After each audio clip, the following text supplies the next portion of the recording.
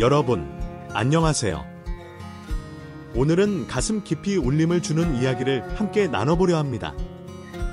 10년 넘게 사라진 아들을 찾아 모든 것을 걸었던 한 어머니의 이야기입니다. 이 이야기는 고통과 눈물, 그리고 용서와 사랑, 회복의 희망을 담고 있습니다. 지금부터 내 아들이라고 찾아온 소녀. 그 희망 뒤에 숨겨진 진실 함께 들어보시죠. 안녕하세요.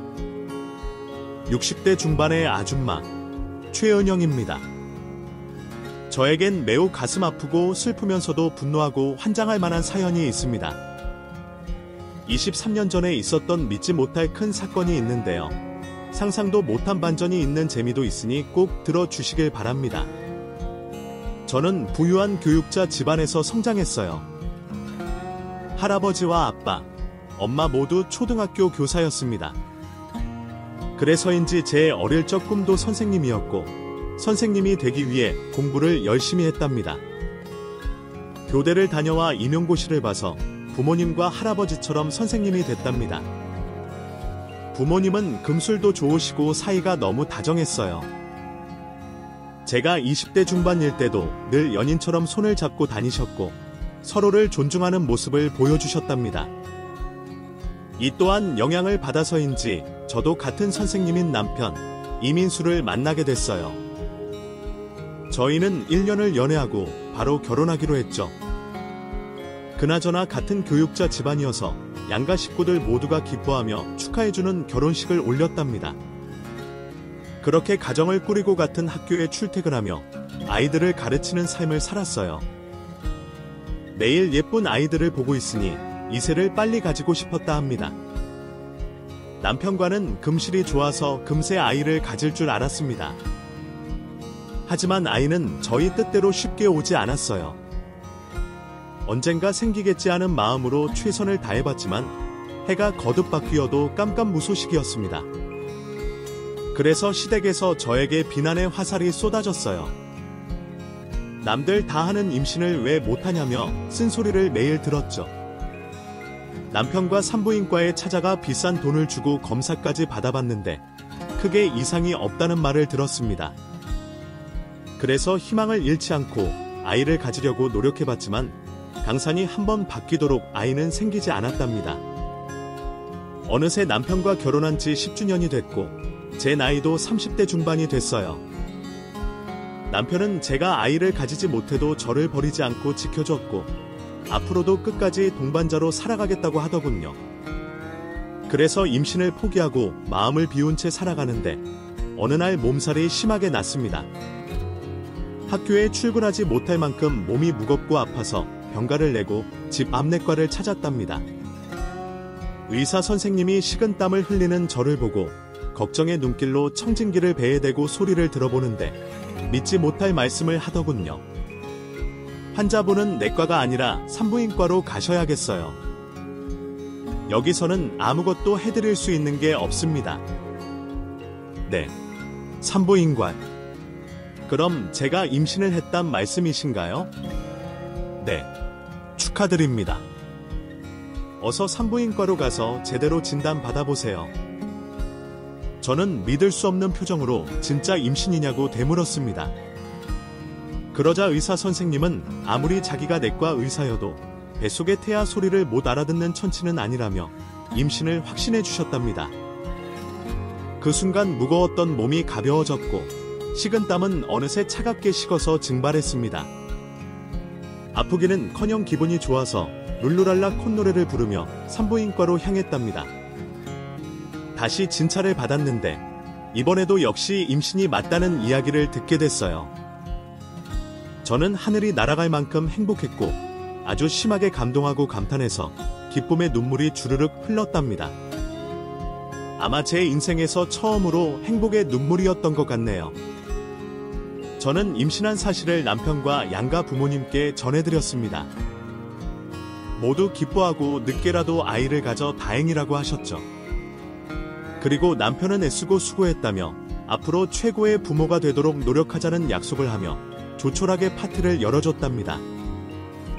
이듬해 건강한 아들 이준호를 순산했어요.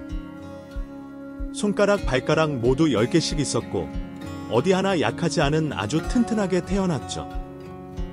그리고 저도 출산의 고통을 심하게 느끼긴 했지만 몸조리를 제대로 해서 금세 건강하게 돌아왔습니다. 몇 년 동안 아들 키우는 행복과 기쁨에 취해서 하루도 우울한 날이 없던 것 같아요.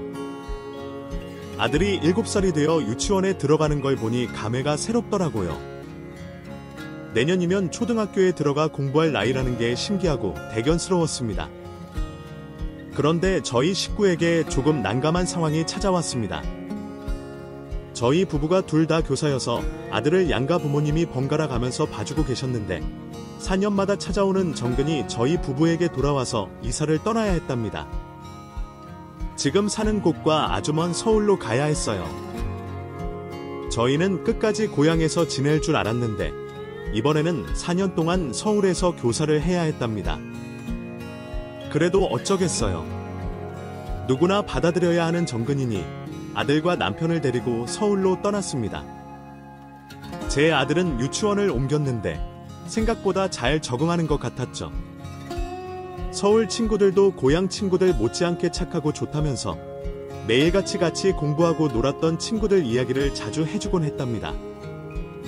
아들이 서울 생활에 적응이 돼 다행이었고 저와 남편도 학교 생활에 금방 적응하고 학생들과 친해져서 다행이었습니다. 서울에서 4년을 사는 것도 꽤 좋을 것 같았어요.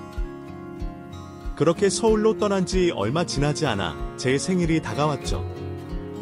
남편은 자기가 직접 미역국을 끓여주겠다면서 저에게 가만히 집에서 쉬고 있으라고 하더군요. 늘 저를 소중히 대해준 사람이라 이런 일이 크게 놀라울 건 없었네요. 그런데 7살 아들 준호가 시장 구경을 하고 싶다면서 남편을 따라 나서려고 했습니다. 저는 시장에 사람들이 너무 많고 복잡하니 남편만 다녀오라고 했어요. 그러자 아들은 입을 삐쭉 내밀면서 말하더군요. 엄마, 나도 엄마 위에 시장 다녀오고 싶어. 내가 미역도 고르고 고기도 고를 거야. 또 케이크도 제일 예쁜 걸로 골라올 거란 말이야. 준호야, 시장은 복잡해서 위험해. 조금 더 크면 가도록 해. 엄마, 나 어린애 아니야. 나도 이제 다 컸다고 할 수 있는 걸 보여주고 싶어. 저는 노파심이 들어 안 된다고 했는데 남편이 아들의 손을 잡고 말했습니다. 여보, 이렇게 같이 손잡고 가면 되잖아. 우리 준호가 엄마 위에 뭔가를 해보고 싶다니까 허락해줘. 내가 잘 데리고 다녀올게. 김준호, 너 아빠 손 절대 놓으면 안 된다. 불편해도 꼭 잡고 다녀와야 해. 남편까지 아들 편을 드니 저는 어쩔 수 없이 같이 다녀오라고 허락해줬습니다. 두 부자가 나가는 모습을 흐뭇하게 바라보다가 이내 주방으로 들어가 미리 생일상 차릴 준비를 했어요. 아무리 남편이 다 해주겠다고 해도 재료 손질과 손맛을 낼 수 있는 건 이 집에 저밖에 없었으니까요. 불고기를 사온다고 해서 미리 양념장과 채소를 다듬었고 잡채를 만들려고 분주하게 움직였어요. 그러다 1시간이 지났는데 남편과 아들이 오지 않았습니다. 시장이 바로 근처라서 살 것만 사면 벌써 오고도 남았을 시간이었어요. 그래도 남편이 아들을 잘 데리고 있겠거니 생각하고 걱정을 덜고 기다렸습니다. 그런데 잠시 후 집 전화가 따르릉 하고 울렸어요. 그 순간 불길한 예감이 들었어요. 그 시간에 전화 올 데가 없었기 때문에 무슨 일이 생긴 것만 같았죠. 그래서 바로 전화를 받았더니 남편이 거친 숨소리를 내며 말하더군요. 여보, 나야. 시장에서 준호를 잃어버렸어. 분명 손을 놓지 않고 있었는데 나중에 옆을 보니까 준호가 아니라 다른 아이 손을 잡고 있더라고. 지금 시장 돌면서 찾고 있거든. 당신도 어서 나와. 같이 찾아보자. 준호를 잃어버렸다고? 알았어. 당장 나갈게. 저는 남편을 탓할 시간에 1초라도 빨리 나가려고 바로 전화를 끊어버리고 시장으로 달려갔습니다. 이윽고 시장에서 남편을 만나 같이 뛰어다니며 샅샅이 뒤져봤어요. 그런데 어떻게 된 일인지 아들의 그림자도 보이지 않았습니다. 비슷한 아들 또래의 어린이들이 많았는데 누구도 제 아들은 아니었답니다. 그때 시기가 80년대 중반이었으니 CCTV 같은 건 하나도 없어서 찾아볼 자료 같은 것도 없었습니다. 그래서 저희는 시장을 2바퀴 돌고 저희끼리 찾을 수 없다고 판단이 들어 경찰에 신고해서 사정을 말했어요. 20분 뒤 순경 2명이 와서 시장 안을 같이 찾아봤는데 달라진 건 없었습니다. 하늘로 솟았는지 땅으로 꺼졌는지 시장 안에 있는 모든 가게들을 뒤져봤지만 아들은커녕 아들을 본 사람들도 없었답니다. 경찰은 상황이 심각한 걸 깨달아서 상부에 보고하고 인원을 대거 투입해 시장 안을 뒤져봤어요. 저는 이렇게 많은 사람들이 함께 찾아주니 곧 아들을 품에 안을 줄 알았답니다. 하지만 늦은 밤까지 찾아봐도 아들은 어디에도 없었습니다. 경찰들은 그날 밤 시장 근처 모든 골목과 집들을 찾아가 아들을 본 사람을 찾아다녔어요. 저와 남편 역시 집으로 돌아갈 수 없어 하염없이 걸으며 아들의 이름을 목 놓아 불렀습니다. 시간이 더 흘러 아침이 밝자 경찰들은 제 아들 실종된 소식을 언론에 알렸답니다. 서울시장에서 어린아이가 사라졌으니 빨리 찾으려면 소문을 널리 퍼뜨리는 게 중요해서 바로 뉴스를 타고 제 아들의 사진이 등장했어요. 그렇게 많은 사람들이 제 아들을 찾으려고 무더운 노력했지만 찾아내진 못했습니다. 경찰들은 저희 집에 아이를 데려간 나쁜 사람이 협박 전화라도 걸어올까 예상해서 전화기 앞에 2주 동안 붙어 있었답니다. 하지만 걸려오는 전화는 장난 전화가 대부분이었네요. 결국 단순 실종으로 사건을 종결하고 기다리는 수밖에 없다는 말을 남기고 경찰들이 저희 집에서 떠났답니다. 그래서 저희 부부는 아들을 찾으려고 신문에 광고를 신청해서 아들 사진을 올리고 애타게 기다리고 찾고 있다는 걸 올렸고 전단지 수천 장을 뽑아서 길거리에서 하루 종일 돌렸답니다. 그때 저와 남편의 상태가 제정신이 아니어서 아들 찾는 것 말고는 아무것도 할 수 없었어요. 학교에 가서 교사로 일하는 건 이미 먼 나라의 이야기였고 밥을 거의 먹지 않았고 잠도 벽에 기대 잠시 눈을 붙이는 게 전부였습니다. 그렇게 잃어버린 아들을 찾으려고 백방으로 찾아다녀봤지만 계속해서 찾지 못했어요. 그러자 저는 남편을 심하게 미워하고 원망하기 시작했으며 증오까지 하게 됐습니다. 이민수, 당신 때문이야. 내가 분명 준호를 시장에 데려가지 말랬잖아. 내 말 안 듣고 애를 왜 데리고 나가서 잃어버리냐고. 그것도 서울 한복판에서 멍청하게 애를 잃어버려. 이 멍청한 놈아. 그러고도 숨이 쉬어져. 목구멍으로 물이 넘어가. 여보, 미안해. 다 내 탓이야. 그때 잠시 아들 손을 놓은 채 미역을 사고 다시 손을 잡았는데 그게 다른 아이일 거라고는 상상도 못했어. 한참 뒤에 아들에게 뭐 먹고 싶냐고 물어보려고 내려다봤더니 우리 아들이 아니었어. 내가 멍청했어. 내가 잘못했어. 미안해, 여보. 내가 반드시 우리 아들 찾을게. 그럼 거기서 질질 짜지 말고 당장 나가서 찾아와. 내 아들 데려오란 말이야. 저는 매일 남편에게 소리를 고래고래 지르며 아들을 찾아오라고 쫓아냈습니다. 그리고 저도 어딘지 모를 길을 한참 걸어서 전단지를 돌리며 시간을 보냈죠. 그렇게 2년의 세월이 지나자 저와 남편은 뼈와 가죽만 남았을 정도로 말라버렸답니다. 먹는 게 거의 없으니 그렇게 변한 게 당연한 일이었죠. 저는 남편을 변함없이 원망하고 있었습니다. 2년 동안 아들을 찾지 못하니 그이가 몸서리치게 미워서 꼴도 보기 싫었어요. 그래서 이혼 서류를 한 장 받아와서 그에게 내밀었습니다. 도장 찍어. 당신 때문이야. 모든 건 당신 때문에 벌어진 일이라고. 당신이 아들을 조금 더 소중하게 생각했더라면 실종되는 일 따위는 없었을 거야. 여보, 내 책임이 맞아. 그런데 아직 포기하지 말자. 우리가 같이 있어야 아들을 끝까지 찾을 수 있잖아. 제발 끝까지 함께 찾아보자. 아니, 찾아도 나 혼자 찾을 거야. 난 당신 얼굴 보면 미쳐버릴 것 같으니까 그만 내 인생에서 꺼져줘. 남편은 흐느끼며 울며 잘못했다고 빌었습니다. 그리고 자기를 버리지 말아달라고 애원했죠. 하지만 저는 그의 얼굴을 보면 분노와 원망만 들어서 헤어지는 게 100번 낫겠다고 결론을 내렸습니다. 남편이 나가지 않으면 제가 나가겠다고 하자 이혼 서류에 도장을 찍고 떠나더군요. 몇 주 뒤 법원에서 이혼하며 남편과 남남이 됐답니다. 그리고 제가 해야 할 유일한 일인 아들 찾는 데만 신경 썼습니다. 몇 주 뒤에 경찰서에서 연락이 왔어요. 저는 아들을 찾은 줄 알고 들뜬 목소리로 물었습니다. 형사님, 제 아들 찾았나요?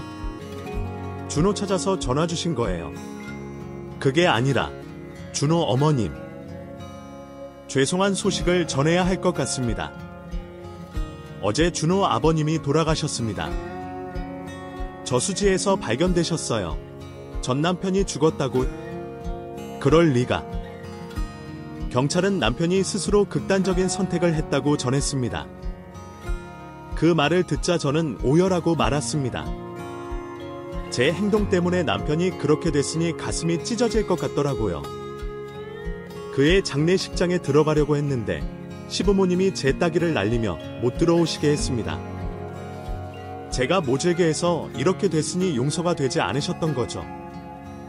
저는 두 분의 마음을 당연히 이해했고 저 또한 전 남편의 명복을 빌어줄 자격이 없다는 판단이 들어 되돌아갔습니다. 그리고 잃어버린 아들과 남편을 가슴에 새긴 채 힘든 나날을 버티며 지냈습니다. 몇 년 동안 아들을 찾는 전단지만 돌리고 나머지 시간에는 집안에 쓰러져서 잠이 들었어요. 똑같은 하루를 반복하면서 힘들게 연명했죠. 그러다 시부모님과 친정부모님이 저를 찾아오셨습니다. 은영아, 그만 괴로워하고 제대로 된 인생을 살라고 하셨습니다. 시부모님은 자신들의 아들이 세상을 떠난 건 제 탓이 아니라는 말씀을 해주셨어요. 장례식 때는 흥분하고 이성을 잃어 그런 거라며 제가 떠안을 죄는 없으니 그만 제 인생을 살아달라고 부탁의 말씀을 하셨습니다. 친부모님 또한 그만 준호와 전 남편을 잊고 새로운 인생을 살아달라고 애원하셨어요. 제가 이렇게 산다고 달라지는 건 하나도 없다며 그만 포기하라고 하셨답니다. 그들의 위로와 충고가 제 마음을 들쑤셔서 정신이 번쩍 들었어요. 시어머니가 준호가 나중에 돌아왔을 때 지금과 같은 모습으로 만나면 되겠냐고 말씀하셨는데 거울을 보니 제 몰골이 말이 아니더라고요. 삐쩍 마른 얼굴과 몸, 헝클어진 머리카락, 심하게 나는 악취까지. 아들이 절 보면 바로 도망갈 것 같더라고요. 그래서 이성을 찾고 제 몸을 회복하기로 했답니다. 건강하게 밥을 챙겨 먹었고 여느 여자들처럼 미용실에 가서 염색도 하고 깔끔하게 다듬었어요. 그리고 매일 목욕을 하며 악취에서 벗어났답니다. 그렇게 몇 달 뒤 다시 거울을 보니 아들이 저를 보면 도망가지 않을 것 같더라고요. 건강한 몸과 정신을 유지하며 아들 찾는 일을 멈추지 않았고 다시 교직에 서게 됐습니다. 일을 하지 않으면 우울의 10년에서 빠져나오지 못할 것 같아 아이들을 다시 가르치기로 했죠. 아들을 잃어버린 지 8년 만이었습니다. 그렇게 몇 년의 세월을 보내자 세상 떠난 남편과 실종된 아들에겐 미안하지만 웃는 날도 많아졌어요. 아이들을 가르치며 느끼는 사랑과 열정이 저를 웃게 만들었답니다. 그리고 예상치 못한 인연이 찾아왔어요. 동료 남자 교사 박성민이 저에게 호감을 표현하더라고요. 그 남자 교사는 사별을 하고 아들 지훈과 딸 지은을 홀로 키우고 있었습니다. 자기가 애 딸린 호랍이어서 양심이 찔리긴 하지만 저를 진심으로 좋아하고 있다고 고백을 하더라고요. 저는 다시 남자를 만날 거라고는 상상도 하지 않고 있어서 놀란 얼굴로 거절했습니다. 그러자 남 교사는 더 이상의 고백은 하지 않았지만 늘 제 주변을 뱅뱅 돌면서 사랑하는 마음을 전하고 있었네요. 그렇게 1년 동안 한결같이 마음으로 저를 좋아해 주는 걸 느꼈더니 어느새 저도 그 남자 교사를 똑같이 좋아하게 됐습니다. 전 남편이 그렇게 세상을 떠났는데 새로운 사랑을 찾는다는 게 큰 죄인 줄 알았지만 제 마음을 더는 숨길 수 없었습니다. 그래서 박성민과 연애를 하게 됐고 곧 그의 자식들을 만나게 됐어요. 아들 지훈과 딸 지은은 초등학교 2학년, 1학년생이었습니다. 그 아이들을 처음 보자마자 눈물이 빙 돌았습니다. 잃어버린 제 아들 준호가 생각나기도 했고 두 아이의 천사 같은 미소에 반해서 가슴이 울컥했답니다. 두 아이는 저를 따뜻하게 대해줬고 잘 따라줬어요. 그리고 곧 성민이 청혼을 했는데 거절하지 못했답니다. 아이들의 엄마가 돼주고 싶은 마음이 굴뚝 같았거든요. 그래서 한 남자의 아내이자 두 아이의 엄마가 돼 새로운 가정을 꾸리게 됐습니다. 저는 잃어버린 아들이 돌아올 줄 모르니 제가 살던 집에서 살면 어떻겠냐고 물어봤어요. 새 남편 성민은 좋다고 말했고 두 아이들도 새로운 집에 이사가는 게 좋다며 제 부탁을 들어줬답니다. 아이들을 진심으로 대하다 보니 금세 가슴으로 나온 제 자식이 됐어요. 계모라고 하면 다 나쁜 줄 알았는데 전혀 그렇지 않았습니다.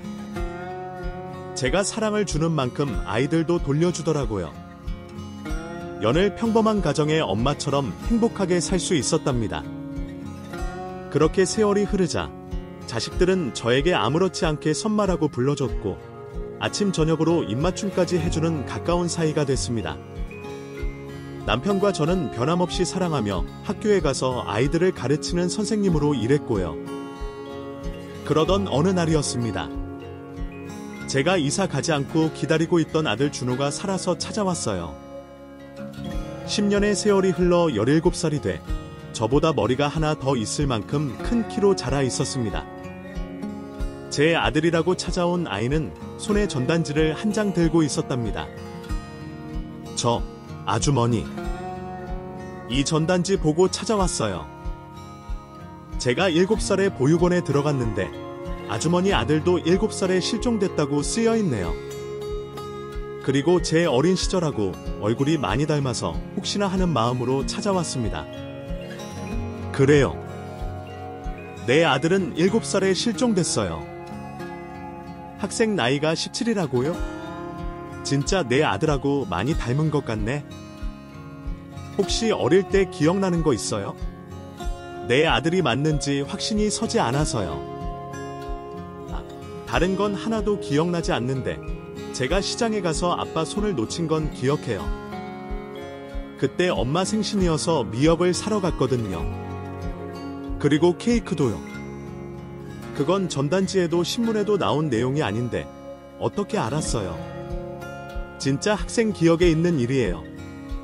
아내, 그건 확실히 기억나요. 엄마는 저를 내보내지 않으려고 하셨는데 아빠가 괜찮다면서 제 손잡고 시장에 데려가셨어요. 저는 제 아들임을 확신하게 돼 그 자리에서 주저앉고 말았습니다. 남편과 초등학생 아들 지훈, 딸 지은이 달려와 제 팔과 등을 잡아줘서 뒤로 넘어지진 않았어요. 제 눈앞에 있는 아들에게 다가오라는 손짓을 하고 가까이서 얼굴을 들여다봤습니다. 틀림없는 제 아들 준호였어요. 저는 울부짖으며 아들을 끌어안았습니다. 준호야, 왜 이제야 왔어? 엄마가 너를 얼마나 찾아다녔는데? 아, 죄송해요. 제가 보육원에서 커서 엄마가 계신 줄 몰랐어요. 그런데 이 전단지 보고 느낌이 오더라고요. 제 엄마라는 게 말이죠. 미안하다, 준호야. 엄마가 널 잃어버렸어. 그래서 10년 동안 널 찾는다고 대한민국에 가보지 않은 곳이 없었다. 준호야, 아들아. 이렇게 무사히 돌아와줘서 고맙구나. 정말 고마워. 제 눈물이 전염됐는지 아들도 눈물을 흘리고 있더군요. 엄마라는 존재를 찾게 돼 너무 기쁘다며 오랜 시간 동안 저를 끌어안아 줬습니다. 나중에 아들과 많은 대화를 나누게 됐는데 보육원에 들어가는 계기는 기억나지 않는다고 했어요. 언젠가부터 거기서 살고 있었다고 말하더라고요. 저는 옛날 이야기를 들려주며 아들의 기억이 떠오르게 해주고 싶었는데 제 뜻대로 되지 않았답니다. 한편 남편은 제 아들이 돌아온 걸 반기긴 했지만 의심해볼 필요가 있다는 조언을 했습니다. 여보, 아들 찾아서 다행이긴 한데 당신 친아들이 맞는지 확인해볼 필요가 있지 않을까? 확인. 그 미국에서 나온 유전자 DNA 검사 말하는 거야. 여보, 그건 우리나라에 아직 도입되지 않았어. 2000년도에는 나올 거라는 뉴스 봤다고. 그거 말고는 증명할 방법은 없어. 그런데 저 아이는 내 아들 맞아. 느낌으로 알 수 있어. 당신이 그렇다니 믿어야지. 그럼 내년에 DNA 검사 도입되면 그때 확인해보자. 돌다리도 두드려보고 건너라는 말이 있으니까. 알겠어. 그때까지 9개월 남았으니까 나중에 다시 얘기해. 저는 남편이 괜히 제 아들을 받아들이기 싫어하는 느낌을 받았습니다. 그런데 아니나 다를까 얼마 뒤 제 아들을 혼내는 남편의 모습을 봤답니다. 준호야, 너 솔직하게 말해. 동생들 때렸잖아. 그러니까 아이들이 울고 있는 거고. 아니라니까요, 아빠. 저는 이렇게 어린애들을 때릴 만큼 나쁜 놈 아니에요. 내 말을 어떻게 믿어? 그리고 우리 애들은 거짓말하지 않는다고. 분명 내가 안 보이는 데서 때린 거잖아. 저는 다급하게 거실로 나가서 남편과 준호 사이를 떨어뜨렸습니다. 그리고 남편에게 말했어요. 당신 지금 뭐 하는 거야? 직접 눈으로 보지도 않고 무턱대고 내 아들을 혼내. 지은이가 거짓말하는 걸 수도 있잖아. 얘네들 내 아들 들어오고 나서 거칠게 편한 거 몰라. 괜히 질투나서 거짓말하는 것 같다고. 준호야, 네가 다시 말해봐오. 내가 동생들 때렸니? 아니요. 저는 절대 애들 때리지 않았어요. 보육원에서도 동생들 한 번도 건드린 적 없다고요. 엄마, 저 억울해요. 아들의 말을 듣고 남편 얼굴을 쏘아봤습니다. 들었지? 준호가 아니라잖아. 빨리 사과해. 당신 이런 식이면 나 더 이상 같이 못 살아. 그래. 내가 미안하다. 준호야. 괜한 오해를 한 것 같구나. 그리고 여보, 아무리 화가 나도 같이 못 산다는 말은 함부로 하지 마. 아이들이 상처받으니까. 부탁할게. 그이는 제가 화를 내자 바로 수그러들더군요. 그렇게 저는 아들을 지켜가며 지냈습니다. 혹시 또 준호를 미워하거나 함부로 대하는 게 보일까봐 노파심으로 남편과 어린 자식들을 감시했어요. 한 달 동안은 조용하게 지냈는데 생각도 못한 사건이 벌어졌습니다. 아들 준호가 남편에게 또 혼나고 있길래 지난번처럼 언성을 높이며 아들 편을 들었는데 이번에는 제가 잘못 짚었더라고요. 남편이 격앙된 목소리로 말했습니다. 여보, 준호가 안방에 들어와서 이걸 훔쳤어. 우리 결혼 반지랑 당신 목걸이 말이야. 내가 현장을 잡았다고. 그게 사실은 제 친구 중 하나가 집이 찢어지게 가난해서 학교 등록금을 못 내고 있어요. 그래서 그 친구 도와주려고 생각하다 보니까 저도 모르게 나쁜 짓 했어요. 엄마, 죄송해요. 아빠한테도 죄송하고요. 뭐야, 이 녀석아. 그런 일이 있으면 엄마한테 말을 해야지. 왜 도둑질을 하고 그래?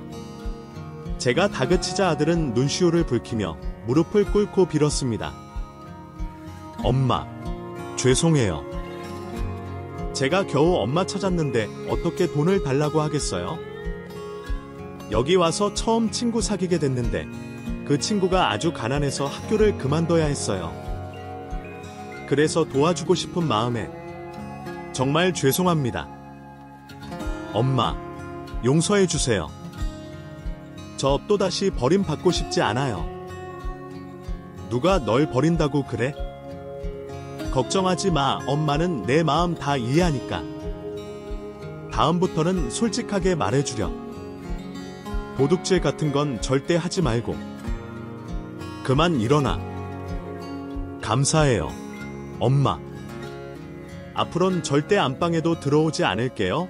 겁먹은 아들을 달래주고 남편을 데리고 방으로 들어가 사과의 말을 전했습니다. 여보, 미안해. 내 아들이 저런 짓을 저지를 거라고는 상상도 못했어. 지난번에 우리 지훈이랑 지은이 때린 것도 어쩌면 당신 말이 맞을지도 몰라. 그런데 여보, 준호가 그동안 보육원에서 지냈잖아. 거기서 살아남으려고 얼마나 많은 거짓말을 하면서 살았겠어. 우리가 선생님이니까 그 아들의 상황을 잘 알고 있잖아. 그럼 나도 알지. 당신이 지난 일까지 사과해주니 내가 더 할 말이 없네. 그럼 앞으로 준호를 너무 오냐오냐 하지 말고 가끔은 훈육도 하면서 키우자. 이제 3년만 있으면 성인이라고. 그의 말대로 저는 준호를 혼내야 할 상황이 오면 과감하게 혼을 내기로 결심했습니다. 한동안 잠잠하고 무탈한 일상을 보냈는데 준호가 또 도둑질을 했어요. 이번에는 서랍에 있던 돈 뭉치가 사라져서 회초리를 들었습니다. 종아리를 때려가며 왜 훔쳤냐고 물었더니 아들은 자신이 훔치지 않았다고 하더군요. 엄마, 진짜 억울해요. 이번엔 저 아니에요. 엄마한테 용돈도 받고 잘 지내고 있는데 왜 그 큰 돈을 훔치겠어요? 절대로 아니에요. 제 말을 좀 믿어주세요. 거짓말하지 마. 네가 아니면 동생들이 그랬다는 거니. 초등학생이 300만 원을 훔쳐갔다는 게 상식적으로 말이 되냐고. 네가 가져간 건 분명해. 빨리 진실 말하고 그 돈 어디에 썼는지 고백해. 준호가 사실을 말할 때까지 회초리를 멈추지 않고 종아리를 때렸는데 아들은 끝까지 자신이 한 짓이 아니라며 억울해했습니다. 저는 가슴 아프지만 그냥 넘어가면 안 될 것 같아 끝까지 훈육을 멈추지 않았답니다. 이윽고 매를 맞던 아들이 더는 안 되겠다 싶었는지 사실을 고하더라고요. 엄마, 죄송해요. 그 돈 학교 일진한테 뺏겼어요. 저한테 돈 가져오지 않으면 가만두지 않겠다고 해서 어쩔 수 없이 돈 훔쳤어요. 뭐야, 너 그 말 진짜야? 엄마가 학교 가서 확인해보고 아니면 넌 그때 이 집에서 못 살 줄 알아. 아들이 괴롭힘을 당하고 있다는 말을 했는데 믿음이 가지 않았어요. 한번 신뢰를 잃었으니 그럴 만도 했죠. 그래서 학교에 찾아가 아들 담임과 면담을 하게 됐는데 일진에게 돈을 빼앗긴 건 거짓말이었습니다. 그리고 더 충격적인 말은 제 아들이 일진 무리에 이런 일이라고 하더군요. 알게 모르게 나쁜 짓을 해왔는데 증거가 없어 그동안 저에게 연락을 주지 않았다고 담임 선생님이 말했답니다. 저는 충격을 받고 집으로 돌아왔고 몇 시간 뒤 돌아온 준호에게 물었습니다. 준호야, 너 일진이라며? 돈 빼앗겼다는 말은 다 거짓말이었네? 엄마, 진짜로 학교 오셨어요. 엄마, 죄송해요. 제가 친구가 없어서 일진 무리라도 어울리고 싶어서 그렇게 됐어요. 그런데 전 나쁜 짓 하지 않았어요. 이번에 돈 훔친 것도 일진 애들한테 잘 보이려고 가져간 거예요. 이 녀석아, 너 도대체 어디까지가 진실인 거야? 난 더는 너를 믿지 못하겠어. 요즘엔 네가 내 아들인 것도 의심이 든단 말이야. 죄송해요. 제가 보육원에서 자라면서 많이 망가졌나 봐요. 뭐가 옳고 나쁜지를 구분하지 못하는 놈이네요. 엄마가 나가라고 하면 그만 나갈게요. 혼자 살 방법 찾아볼 테니까 미련 없이 절 내치세요. 넌 엄마가 화가 나서 하는 말을 그렇게 받아들이니? 걸핏하면 거짓말하는 내가 답답하고 안쓰러워서 이러는 거야. 준호야, 우리 제발 평범하게 살자. 앞으로 어떡할래? 일진에서 나올게요. 그리고 절대로 부모님 물건을 손대지 않을게요. 그리고 공부도 열심히 해서 좋은 대학 가겠습니다. 좋은 대학에 가지 않아도 돼. 우리는 네가 건강한 사람이 되면 좋겠어. 그리고 올바르게 자라줬으면 해. 엄마 말 알아듣지? 아들은 그 자리에서 펑펑 울면서 앞으로 절대 사고 치지 않고 지내보겠다고 약속했습니다. 10년 만에 돌아온 아들이 이렇게 된 건 잃어버린 제 탓이었으니 끝까지 잘 키워보기로 마음의 되새김질을 했답니다. 그렇게 아들이 저희 집에 들어온 지 9달이 지나고 새천년이 밝았습니다. 몇 달 동안은 잠잠하게 잘 지냈어요. 준호가 동생들을 잘 보살피기도 했고 공부도 열심히 하고 전처럼 문제를 일으키진 않았습니다. 그러던 어느 날 남편이 잊고 있었던 이야기를 꺼내더군요. 바로 DNA 유전자 검사가 한국에 도입됐다는 걸 말이죠. 여보, 지난주에 뉴스에 나왔는데 이제부터 유전자 검사할 수 있다나 봐. 지방은 아직 시행되지 않고 서울의 큰 대학병원 몇 군데서 시작했대. 그래서 말인데 준호랑 당신 유전자 검사 받아보는 게 어떨까? 유전자 검사 까먹고 있었네. 준호는 내 아들이 분명하긴 한데 검사 받아보지. 그런데 준호한테 말하면 상처받을 수 있으니까 몰래 하는 게 좋겠어. 내가 준호 머리카락이랑 칫솔 가져다가 해볼게. 남편이 확실한 게 좋다고 해서 그의 말을 따르기로 했습니다. 그래서 바로 검사받을 머리카락과 칫솔까지 챙겨 대학병원 안에 있는 유전자 센터에 의뢰를 맡겼다 합니다. 그런데 검사를 의뢰한 사람이 너무 많아서 3개월 뒤에나 결과를 받을 수 있다네요. 그렇게 석 달이 지난 어느 날 아들 준호가 남편과 언성을 높이며 싸우고 있었습니다. 저는 무슨 일인지 묻지도 않고 아들을 혼냈어요. 너 지금 아빠한테 뭐 하는 짓이야? 너 내일 모레 고3이야. 이제 그만할 때도 되지 않았니? 도대체 뭐가 문제인 거야? 엄마, 저 이번엔 잘못한 거 없어요. 또 돈이 없어져서 이러시는데 저 정말 아니에요. 그러자 남편이 준호 따기를 날리며 말했습니다. 아니긴 뭐가 아니야. 내 동생들이 말하길 준호 내가 안방에 들어오는 걸 봤다고 했어. 아, 진짜 아니에요. 저 이제 진짜 마음 잡고 살고 있다고요. 아빠가 오해한 거고 동생들이 잘못 본 거예요. 저는 아들의 변명을 믿어주지 않았습니다. 그래서 남편에게 알아서 혼내라고 하고 방으로 들어가 버렸어요. 한참을 혼난 아들은 자기 방으로 들어갔습니다. 저녁 먹으라고 해도 대답이 없더라고요. 그래서 그냥 반성하는가 보다 생각하고 내버려뒀답니다. 그리고 다음 날 아침에 아들을 깨우러 방문을 열었는데 글쎄 이 녀석이 편지 한 장을 두고 가출을 했더라고요. 내용을 읽어보니 이번 일은 진짜 자기가 한 짓이 아니라고 쓰여 있었고 다시는 집으로 돌아오지 않겠다는 각오의 말을 써뒀답니다. 저는 곧바로 남편에게 이 사실을 알렸는데 그이가 충격적인 말을 하더군요. 여보, 그 어제 일 말이야. 내 실수였어. 내 지갑에 돈이 어떻게 된 일인지 안쪽 주머니에 있었어. 뭐야? 그럼 당신이 생사람 잡은 거였어. 내가 못 살아. 준호가 상처받고 가출했잖아. 이제 어떡할 거야? 미안해. 바로 경찰에 가출 신고하고 난 학교에 전화해서 빠질게. 당장 나가서 찾아볼 테니 당신도 학교 다녀와서 같이 찾자. 알았으니까 일단 준호부터 찾아. 그리고 어제 사건은 나중에 얘기하도록 해. 저는 마음이 무거운 채로 학교에 나가서 어떻게 수업을 했는지 모를 만큼 정신이 사나웠습니다.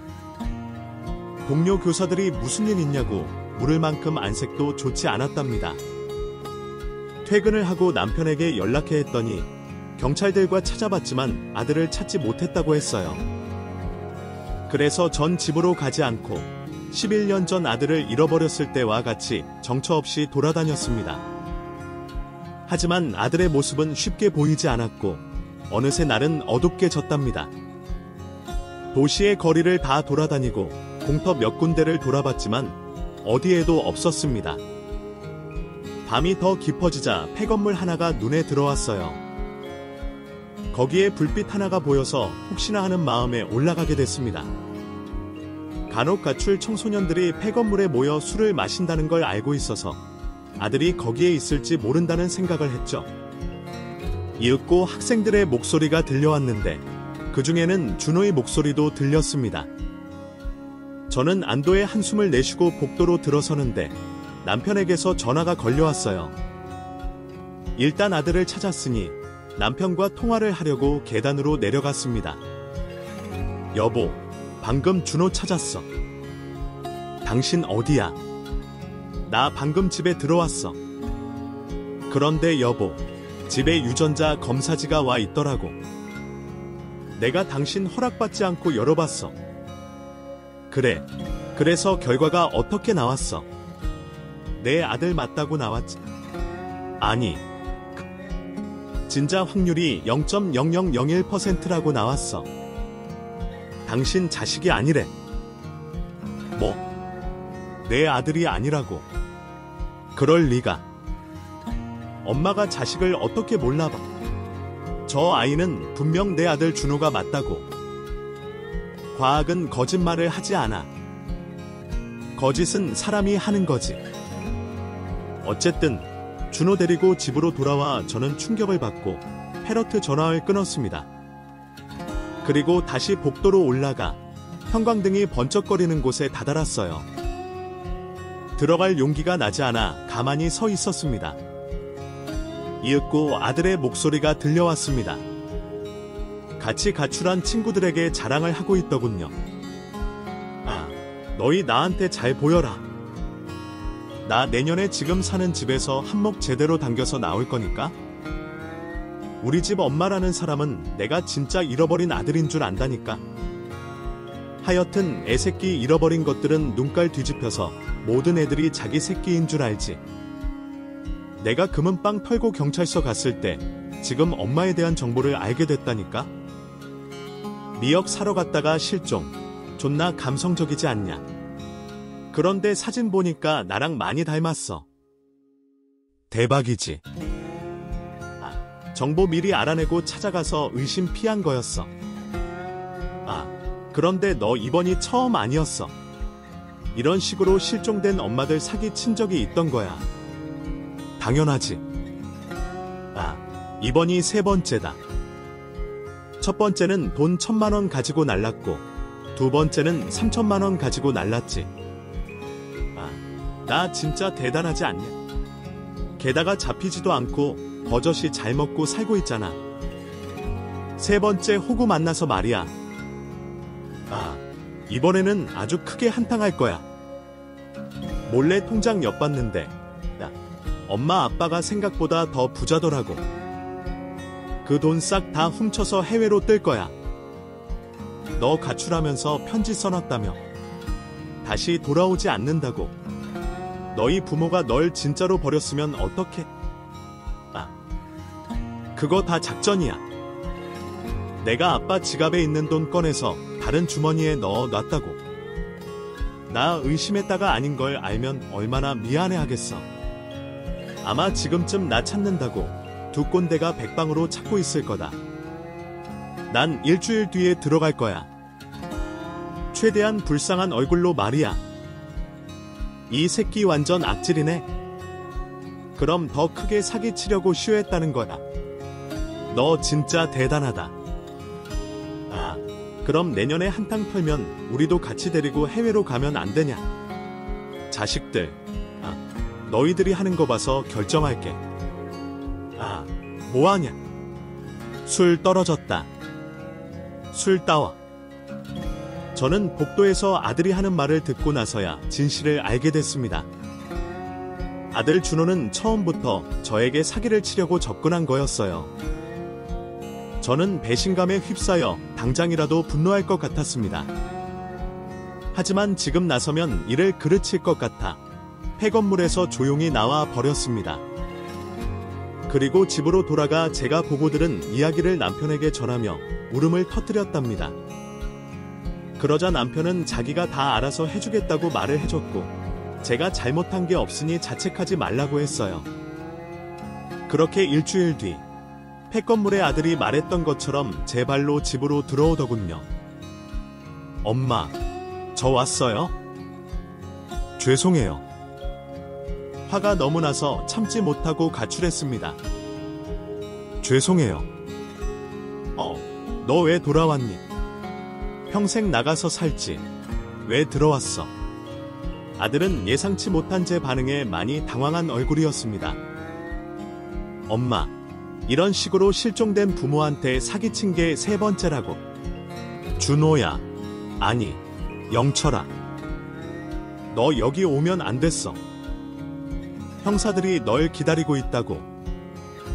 제 말이 끝나자마자 방에서 몸을 숨기고 있던 형사들이 뛰어나와 준호가 아닌 사기꾼 놈 김영철의 팔을 꺾었습니다.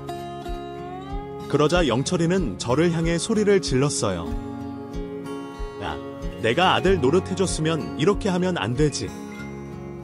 내가 1년 가까이 내년에 역겨운 얼굴 보고 엄마 소리 해줬으면 고마운 줄 알고 신고는 말았어야 하는 거 아니야. 그게 내 본 모습이니, 영철아. 넌 나한테 씻을 수 없는 가장 큰 상처를 줬어. 내 아들을 잃어버렸을 때보다 더 큰 상처를 쳤다고. 난 내 아들 찾아서 진심으로 기쁘고 행복했는데 모든 게 거짓이라고 하니 미칠 듯이 화가 나는구나. 이 양심 없는 사기꾼 자식아. 형사들이 수갑을 채우고 붙잡고 있는 영철이의 뺨따기를 세게 날렸습니다. 한 대 가지고는 부족해서 4대를 더 갈겨줬어요. 그러자 영철이는 쌍코피를 흘리며 사악한 표정을 짓더군요. 젠장, 다 된 밥이었는데 아깝게 실패했네. 니년이랑 니년 남편 통장 비밀번호만 알아내면 다 끝나는 건데 여기서 걸릴 줄은 생각도 못했다. 유전자 검사 저런 게 왜 지금 나와서 내 인생에 태클을 거는 거야. 이봐, 아줌마. 똑똑히 기억해. 당신 아들 절대 돌아오지 않아. 이미 이 세상 사람 아닐 확률이 크다고. 멍청한 년아. 알아듣겠냐? 이런 쓰레기를 내 아들로 착각하다니 믿을 수가 없다. 내 아들은 분명히 살아있어. 엄마라는 사람들은 그걸 느낄 수 있거든. 어쨌든 잘 가라, 영철아. 너 18세가 넘어서 소년원이 아닌 교도소로 간다더라. 거기 가서 재밌는 추억 많이 쌓아봐. 밑바닥 사기꾼 놈아. 네가 내 아들이 아니라는 게 얼마나 다행인지 모르겠다. 널 버린 부모가 아주 현명한 결정을 한 것 같다. 나라도 너 같은 새끼는 키우고 싶지 않을 것 같다고. 닥쳐. 이 망할 아줌마야. 너 가만두지 않겠어. 내가 출소하면 반드시 복수하러 오겠다고. 형사가 영철이의 머리를 세게 내려쳤더니 바로 조용해지더군요. 그렇게 가짜 아들놈은 경찰서로 끌려가서 바로 구속이 됐고 사기 혐의로 교도소행 열차를 타게 됐습니다. 가짜 아들이 떠나고 저는 공허한 마음으로 며칠을 지냈어요. 진짜 아들을 언제쯤 찾을 수 있을까 하는 생각이 자꾸 들었답니다. 한편 남편과 지훈이와 지은이는 변함없이 저를 한 식구로 대해줬어요. 그래서 그때 다짐했죠. 아들을 찾지 못하더라도 더는 슬퍼하지 않고 지금의 가족들에게 최선을 다하며 살겠다고 말입니다. 세월은 강산이 2번 지나가 제 나이 67이 됐습니다. 여전히 잃어버린 아들은 찾지 못했어요. 전단지를 계속 돌리고 현수막을 걸어봤는데 찾지 못하고 있답니다. 그래도 행복하게 잘 살고 있어요. 사랑하는 남편과 아들, 딸, 그리고 손주들까지 곁에 있어서 재미있고 즐거운 인생을 살고 있답니다. 노인네가 주저리 실컷 떠들었더니 잠이 솔솔 오네요.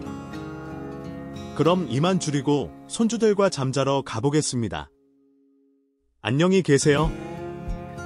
오늘 이야기를 끝까지 들어주셔서 진심으로 감사드립니다. 이 이야기가 여러분의 마음에 닿았다면 댓글로 감상을 나눠주시고 좋아요와 구독도 잊지 마세요. 여러분의 작은 공유 하나가 길을 잃은 마음들을 따뜻하게 밝혀주는 불빛이 될 수 있습니다. 다음 이야기에서 다시 만나요.